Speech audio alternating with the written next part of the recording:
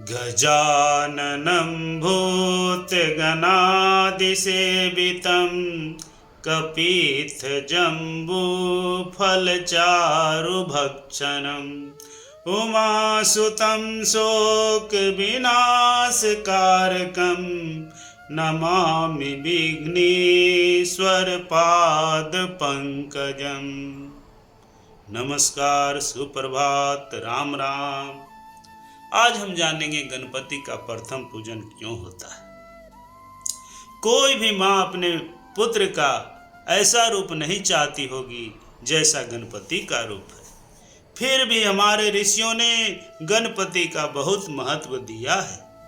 प्रत्येक शुभ कार्य में उसका ही पहले पूजन होता है। विवाह का प्रसंग हो या लक्ष्मी पूजन का, शीलारोपण हो या कुंभ रखना हो, मंदिर में भगवान की प्राण प्रतिष्ठा भी करनी हो तो प्रथम पूजन गणपति का ही होता है। गणपति की मूर्ति न हो तो गोबर या सुपारी का गणपति बनाकर भी अग्र पूजन गणपति का ही होता है। भाद्रपद शुक्ल चतुर्थी महासिद्धि विनायकी कहलाती है। इस दिन गणपति बप्पा मोरिया की आवाज सुनाई देती है। मोरिया यानी नमस्कार, अर्थात गणपति बप्पा को नमस्कार होता है। इस दिन चंद्र दर्शन का निषेध है। चंद्र मन का देवता है। चंद्रमा मनसो जात। चंद्र जिस तरह बढ़ता घटता है उसी तरह मन बंदर जैसा नाचता कूदता है। मानव को मन की चंचलता के अधीन नहीं रहना चाहिए। चित्त एकाग्र करना चाहिए। मन के ताल पर नाचने में मानव जीवन का विकास नहीं बल्कि अधपतन है। यह बात चंद्र दर्शन के निषेध में गर्भित है। पौराणिक कथा है कि अनजाने में गणपति का शीश काट देने के बाद पार्वती जी को प्रसन्न करने के लिए भगवान शिव जी ने अपने पार्षद का शीश ढूंढने भेजा।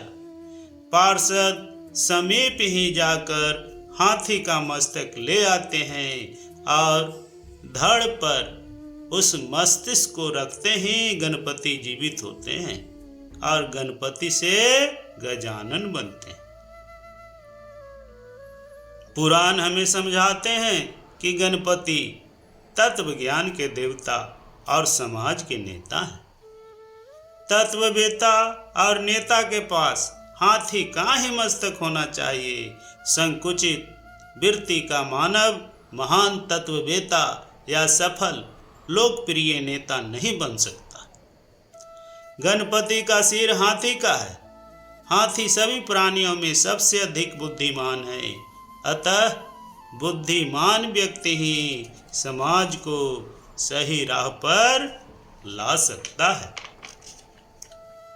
हाथी के कान सूप जैसे होते हैं। सूप का गुण क्या है? सार सार को ग्रही लियो, थोथा दे उड़ाए। सूप छिलके को फेंक कर अन्न को ही अपने पास रखता है। इसका अर्थ है कि बातें सबकी सुननी चाहिए लेकिन उनमें से सार ग्रहण करके अन्य बातों को छिलके की तरह उड़ा देना चाहिए। हाथी के बड़े कान उत्कृष्ट श्रवण शक्ति को सूचित करते हैं। हाथी गणपति की हाथी जैसी छोटी आंखें। गणपति की हाथी जैसी छोटी आंखें मानव को जीवन में सूक्ष्म दृष्टि रखने की प्रेरणा देती है। मानव को भी अपनी दृष्टि सूक्ष्म रखनी चाहिए और जीवन में घुसने वाले दोषों को निकाल फेंकना चाहिए। हाथी की छोटी आंखें दीर्घ दृष्टि की भी सूचक है। इस दीर्घ दृष्टि से हाथी व्यक्ति का भविष्य पढ़ लेता है। पुराने जमाने में जब कोई निसंतान राजा मर जाता था तो हथनी जिसके गले में माला पहनाती थी उसे राजा घोषित किया जाता था। हाथी की बड़ी नाक दूर तक सूंघने में समर्थ है। नेता और तत्ववेता में दूरदर्शिता होनी चाहिए। गणपति के दो दांत, एक पूर्ण दूसरा आधा। पूर्ण दांत श्रद्धा का है और टूटा हुआ दांत मेधा का है। जीवन विकास के लिए आत्म श्रद्धा और ईश श्रद्धा पूर्ण होनी चाहिए, यानी भगवान के प्रति थोड़ा भी कम विश्वास होगा तो ठीक नहीं है।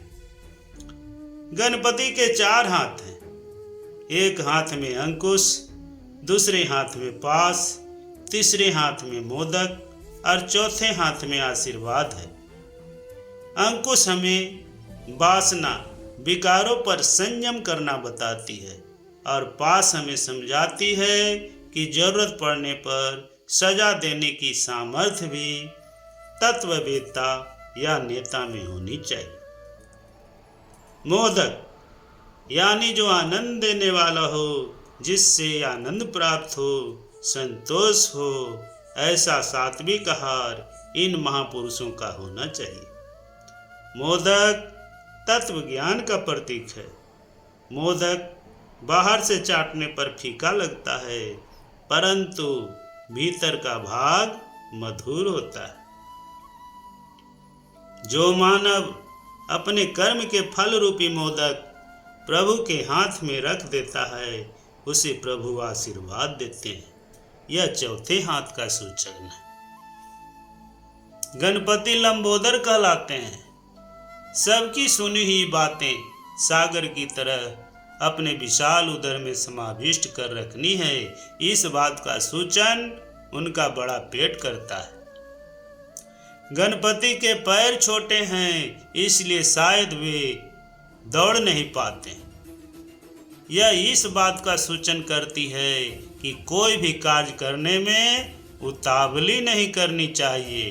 बुद्धिमान के पैर हमेशा छोटे होते हैं, यानी वे खुद दौड़ा नहीं करते, परंतु अपनी बुद्धि से दूसरों को दौड़ाया करते हैं। गणपति का वाहन चूहा है, इसलिए कोई भी उन्हें घर के भीतर ले जा सकता है। महापुरुष के साधन भी छोटे और नम्र होने चाहिए, जिससे कि वे घर घर जा सकें और सबके प्रिय हो सकें। चूहा जब किसी को काटता है तो वह फूंक फूंक कर, इसलिए किसी को उसकी भनक तक नहीं होती। नेता या तत्ववेता को किसी समय किसी को कटु कहना हो तो ऐसी वाणी में कहना चाहिए कि सुनने वालों को बुरा भी न लगे और अपना काम भी बन जाए।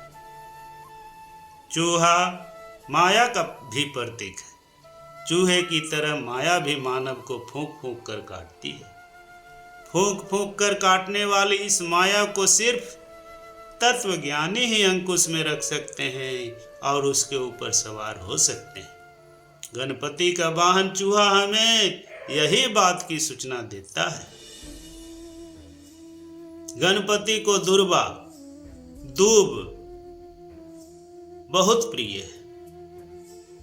दुर्वा को कोई रंग नहीं, कोई सुगंध नहीं, रंगहीन, सुगंधहीन, जिसका दुनिया की दृष्टि में कोई मूल्य नहीं है, ऐसी वस्तु भी भगवान को प्रेम से चढ़ाएंगे तो वह उनको अच्छा लगेगा। गीता में भगवान खुद कहे हैं, पत्रम पुष्पम फलम तोयम यो मे भक्त्या पर्यच्छति। गणपति को लाल फूल प्रिय है। लाल रंग क्रांति का सूचक है। नेता और तत्ववेता को दैवी क्रांति प्रिय होना चाहिए। गणपति पर हम चावल चढ़ाते हैं, इसे संस्कृत में अच्छत कहते हैं। अच्छत यानी जो टूटा हुआ नहीं है, जो खंडित नहीं है। भगवान की अखंड भक्ति करने के लिए अच्छत हमें सूचित करता है। आध्यात्मिक दृष्टि से देखेंगे तो हमारी इंद्रियों का एक गण है, उस गण का पति मन है। इसलिए किसी भी कार्य को सिद्ध करना है तो हमारा यह गणपति स्थान पर होना चाहिए। इसलिए गणपति का प्रथम पूजन करना अर्थात मन को कार्य के प्रारंभ से ही शांत और स्थिर करना, जिससे कोई विघ्न खड़े ही न हो और कार्य निर्विघ्न पूरे हो जाए। तो इसी के साथ नमस्कार। अगर यह वीडियो आपको अच्छा लगा तो लाइक कीजिए, शेयर कीजिए और सब्सक्राइब कीजिए। धन्यवाद।